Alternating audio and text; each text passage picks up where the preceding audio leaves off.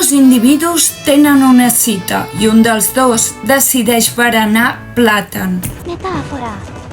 I enmig de l'acte, l'home que li ha oferit es desploma de manera sobtada. Els esforços del personal sanitari no serveixen de res i només poden certificar-ne la mort. Què ha passat? No és una història inventada, es tracta d'un cas real publicat el 2021. Resulta que l'individu receptor tenia al·lèrgia als cacauets i l'home amb qui va tenir la cita havia menjat crema de cacauets abans de quedar amb ell. El contacte íntim va exposar el noi a l'al·lergogen i li va provocar una anafilaxi. Es tracta d'una situació extremadament rara i hi ha escassos casos publicats, però els autors destaquen la importància de conscienciar sobre les al·lèrgies i educar els pacients per disminuir el risc. I si menges cacauets o derivats, tens dues opcions: preguntar a la teva cita sobre possibles al·lèrgies o deixar passar algunes hores entremig.